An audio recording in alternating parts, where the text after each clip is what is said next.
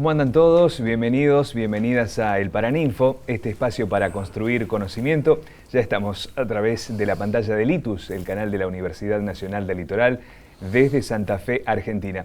Con temas que tienen que ver con lo cotidiano, siempre lo abordamos, y vamos a hablar de cómo se endeuda la población, el ciudadano, y específicamente en Santa Fe, claro. E invitamos a gente que estuvo trabajando justamente en los datos, en cómo se endeudan los santafesinos. Por eso invitamos a Roberto Meyer, director del Observatorio Social de la UNL. Roberto, muchas gracias por estar. Buenas noches.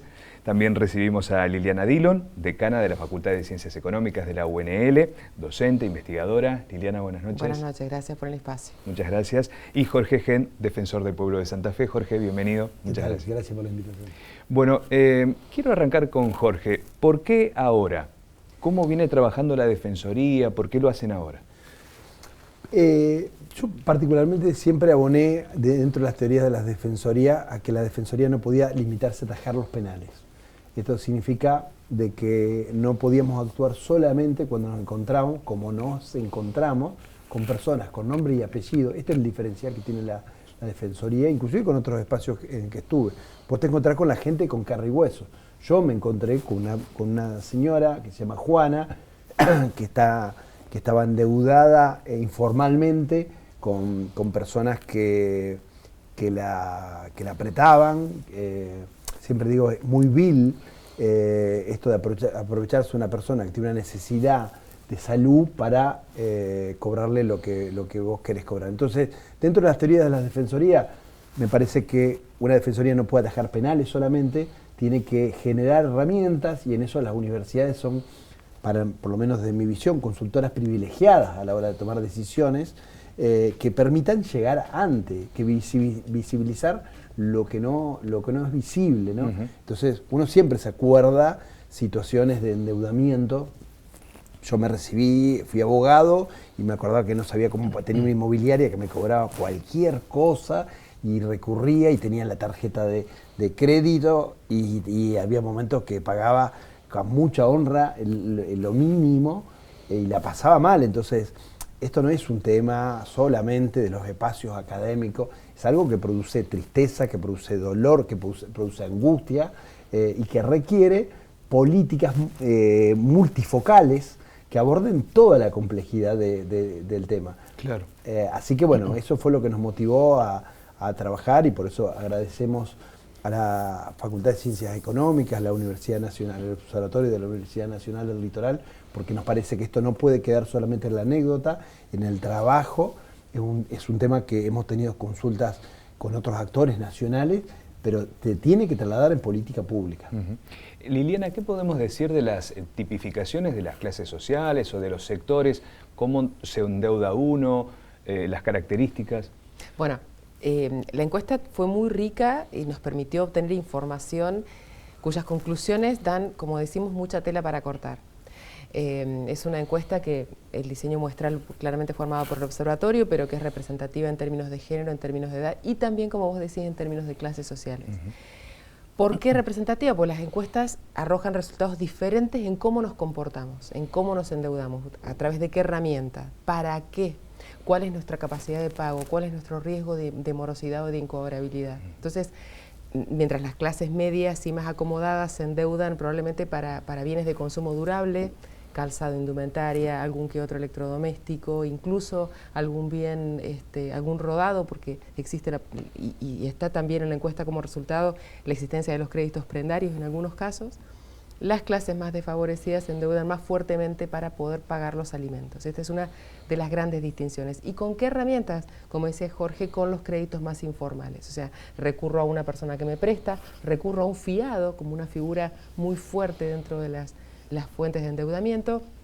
No utilizo las billeteras virtuales ni las tarjetas de crédito como sí otras clases. Y dice, hay muchos cruces que nos van permitiendo ver esta radiografía un poco más desmenuzada, que ya habíamos empezado a trabajar el año pasado con la Defensoría a partir de algunos talleres, encuentros vinculados más a la administración financiera, y que claramente este año el desafío vino para poder profundizar en ese sentido esta muestra de cómo nos endeudamos y para qué. Roberto, ¿qué porcentaje está endeudado del ciudadano? Bueno, actualmente en la ciudad de Santa Fe, el 42%, 43% de los hogares están endeudados. Yo decía, de por sí uno es extremadamente alarmante, pero sí hay una diferencia de 7, 10 puntos con los hogares del estrato menos favorecido, o sea, del estrato bajo, como lo denominamos. El tema es, como decía Liliana, cuál es la dinámica de endeudamiento jugando con esta dicotomía, ¿no? Nivel estrato alto, nivel socioeconómico bajo, jugando con esa dicotomía, cuál es la dinámica de un endeudamiento entre estos dos sectores. Y ahí aparecen las diferencias y aparece la vulnerabilidad de la que hablaba Jorge, de los estratos bajos. Esto ya fue analizado en un trabajo de dinámica de endeudamiento por el profesor Wilkis en un proyecto de investigación que fue publicado finalmente por Ediciones UNL, la dinámica del endeudamiento. Así que eso fue tomado por nosotros para trabajar en esta encuesta a pedido de la Defensoría del Pueblo y de la Facultad de Ciencias Económicas. Al respecto, si me permitís, en 20% en cada caso, estrato bajo y estrato alto, se endeuda. Estrato alto con tarjetas de crédito y estrato bajo pidiendo fiado, pidiendo préstamos informales. Claro, lo mencionaba Jorge, ¿no? Prestamistas, gente que acude, por ejemplo, a una financiera, digamos, a una persona, a un familiar y también al Estado, porque el Estado también otorga créditos, o sea, sí, está la oferta y cada vez son menos los requisitos, ¿no? Sí, por eso me parece que no se trata de estigmatizar el endeudamiento, al contrario, es una herramienta a veces para consolidarse desde el punto de vista de los activos, de los inmuebles, es una forma de crecer. El tema es cómo te endeudas, a qué costo te endeudas y con tu capacidad de pago. Entonces, en realidad lo que estamos viendo en este momento es una situación donde empieza a aparecer el endeudamiento para lo que se llaman gastos corrientes, me corregirán los que saben más que yo, que tiene que ver con alimentos. Hay otros estudios nacionales que están que se están haciendo públicos ahora, que habla de que la gente deja de ir al súper y utiliza mucho la tarjeta de crédito y encima en cuotas para pagar lo que vas a consumir en el día de hoy. Y después, lógicamente, las garantías. Hay que poner en agenda el tema de la usura, hay que poner en agenda el rol de los bancos para pensar en esta persona que la estamos ubicando con los cruces socioeconómicamente, que es una persona que tiene dificultades, que no es el cliente que el banco busca, pero que hay que buscar alguna forma de desendeudar.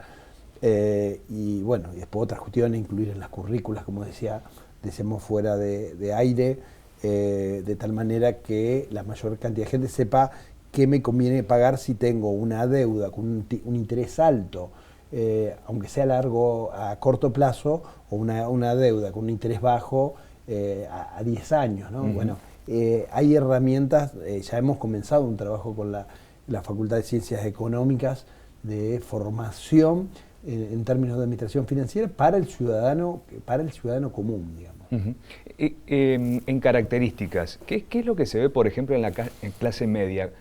¿Por qué se endeuda o por qué se endeuda pagando cuestiones que tienen que ver con la canasta básica, con ropa, con indumentaria? ¿Dónde queda a lo mejor la parte del ocio, la recreación? ¿Son ítems que ya se caen de la mesa? ¿Qué sucede? En verdad, hay algunas cosas que decía Jorge recién, me parece importante destacar. Tomar deuda no es malo, no es una mala variable, como el gasto público, como la inversión o como el consumo. No solamente permite muchas veces el crecimiento, sino que a lo largo de la historia económica argentina ha sido muchas veces la mejor manera de gastar, incluso, porque la deuda era muy barata. Pero Entre la formalidad y la informalidad, el precio que tiene la deuda no es el mismo, y los medios informales de toma de deuda, que son aquellos que toman los sectores más desfavorecidos, son más caros que aquellos que están regulados. Aun cuando podemos pensar en una desregulación de las entidades financieras, todo lo que está bajo el paraguas de un mercado, en términos económicos, tiene determinadas reglas, en algunos casos más conocidas que en otro sentido. Esta cuestión que vos decís, qué es lo que hace, y bueno, hay varias posibles hipótesis. Una de ellas puede haber sido la aceleración de los procesos inflacionarios. Esto que decimos muchas veces, la clase media y algunos otros estratos tienen un nivel de consumo que es inercial, ¿no? Es como una fuerza que me cuesta parar, porque hay algunas cosas que sí puedo resignar, y entonces puedo pasarme a una tercera o una cuarta marca en términos de alimentos. Pero lo mínimo para poner en mi mesa y en la de mis hijos, y la cuestión de la educación o la cuestión de los seguros, de los autos, por ejemplo, ni hablar de la cuestión de los alquileres y de los servicios, tarifas, desde la telefonía celular hasta cualquier otro servicio que pensemos en nuestra canasta de consumo, a veces es difícil. Y cuando los precios me ganan porque la inflación está acelerada y corren muchísimo más rápido que lo que pueden correr mis paritarias, o el ajuste de precios que pudiera suceder si soy emprendedor y puedo fijar mis precios, muchas veces es el mercado el que también me restringe esa posibilidad.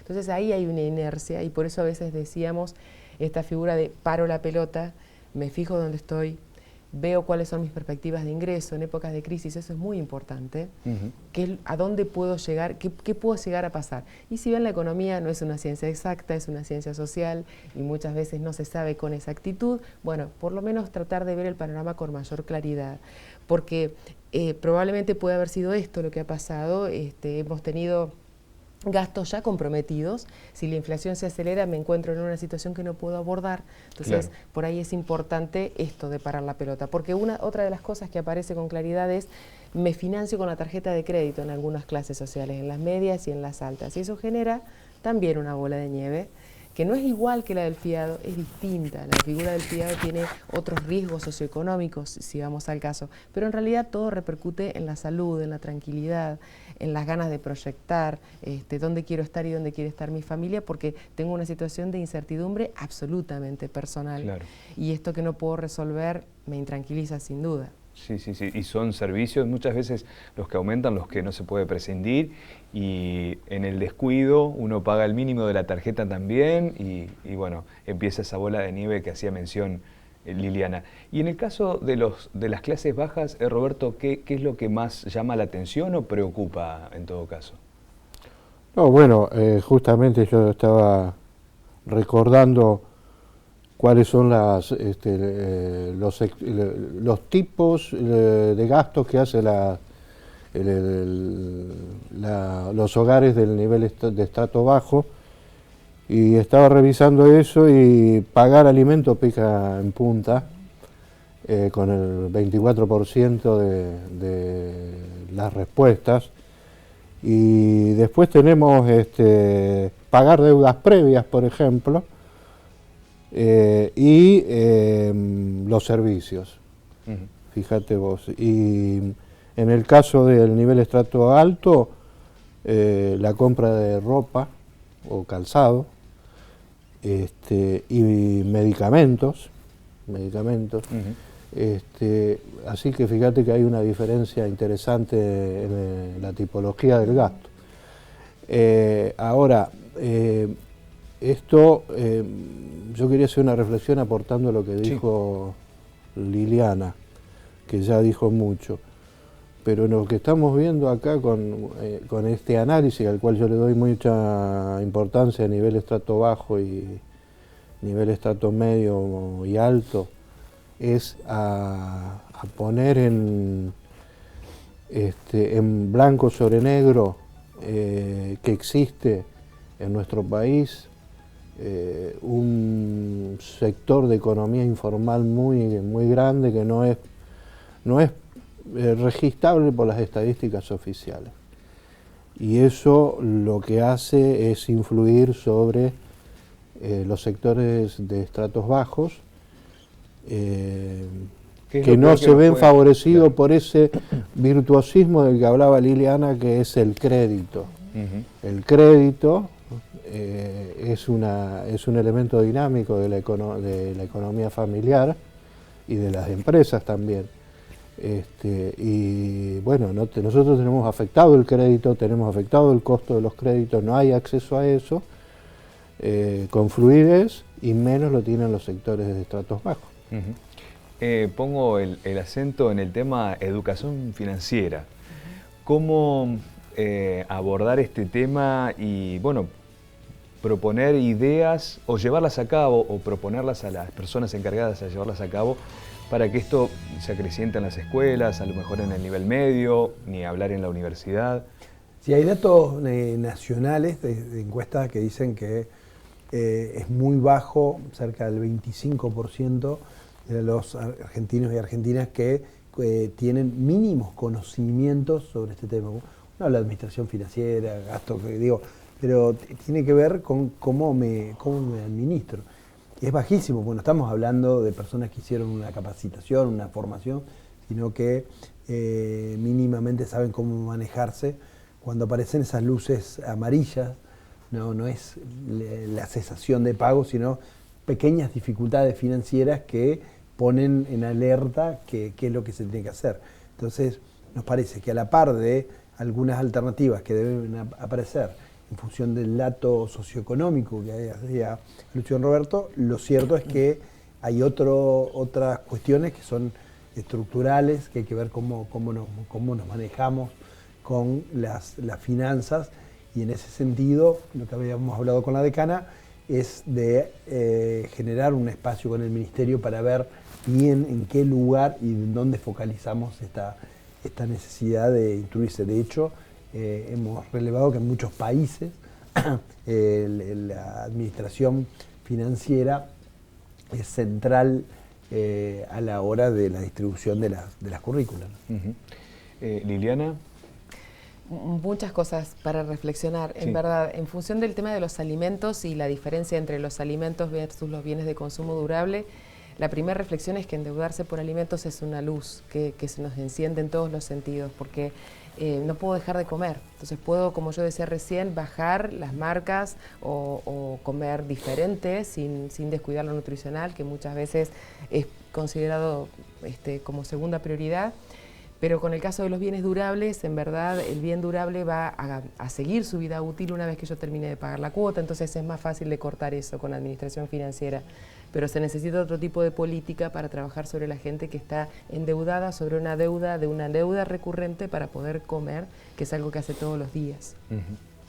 Eso por un lado. O sea que en verdad, si bien la cuestión de educación es fundamental, siempre decimos que la solución es más educación, es una educación que nos atraviesa en lo cotidiano. O sea, sentarnos a armar un presupuesto, ver exactamente qué cosas podemos posponer y qué no, siempre y cuando se pueda, porque también hay otro dato que es preocupante de la encuesta, y es que, tratando de evaluar las familias si les alcanza o no el dinero, los datos no son alentadores, digamos. Hay un gran porcentaje de las familias que dice no me alcanza para cubrir mis actuales gastos. Por supuesto que la inflación se desacelere es una excelente noticia que estamos esperando todos como consumidores y ansiosos, pero en verdad ahora tenemos que empezar a ver cuáles son esas consecuencias que nos ha dejado los procesos de incertidumbre tan altamente expuesto como los que hemos tenido. De incertidumbre del día a día, porque estamos hablando no de mes a mes.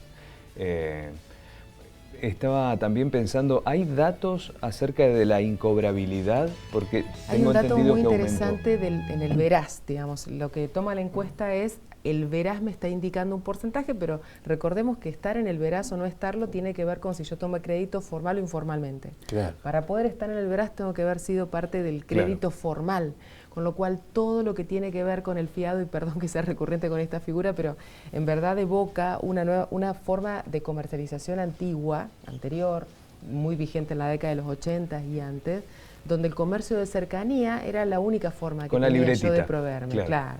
Entonces la libretita me solucionaba a partir de la confianza. Con la aparición de las grandes cadenas de supermercados, los hiper, los mayoristas, ese vínculo entre el dueño del comercio de cercanía y la familia se fue perdiendo, fue desapareciendo. Bueno, que haya vuelto ahora fuertemente el fiado significa que ese comercio es mucho más robusto. varias hipótesis ahí. Probablemente en las épocas de crisis, muchas veces las terceras o cuartas marcas a las que sí tienen acceso a estos comercios, pequeños mercaditos, kioscos con proveeduría, pequeños supermercados, que muchas veces son propiedad de los mismos vecinos, ofrezcan ofertas mucho más tentadoras que las ofertas que puede ofrecer en algunos casos los grandes supermercados o las grandes cadenas con las primeras y segundas marcas.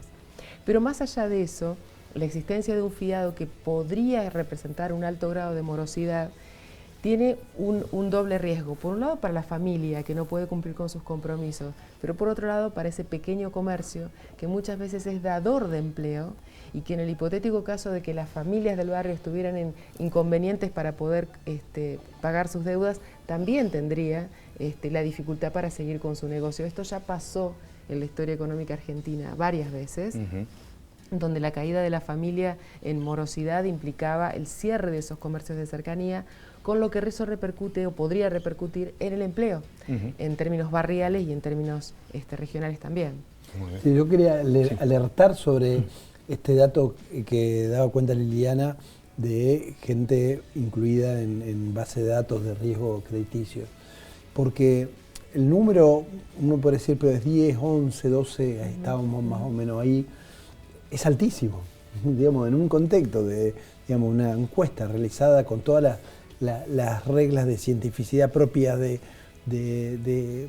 esta materia, hablan de que puede haber 40.000, 45.000 personas que están totalmente afuera del sistema. Entonces ahí me parece que también hay que mirar ese problema también desde el rostro humano de quien queda afuera de todo el sistema. Y después, lo que decía Liliana del comercio de proximidad, creo que hay que defender ese comercio de proximidad, creo que hay que defender también aquellos comercios que venden productos locales. Siempre digo, cuando uno compra un queso fundido de Frank, que es exactamente igual a otro queso que tiene toda una publicidad, un packaging importante, que es exactamente igual, con la diferencia que si vos comprás ese queso y comprás en esa esquina, que es Don Pepe, Don Martínez, que tiene esa libretita, estás apostando a que los recursos y la mano de obra, sobre todo local, se mantenga. Entonces, también la conciencia y la convicción de la importancia social, el impacto indirecto que tiene de que donde vos ponés tu plata no sea en un lugar o en una empresa que el día 10 agarren un camión de caudales y se lleven toda la plata para Buenos Aires. Claro.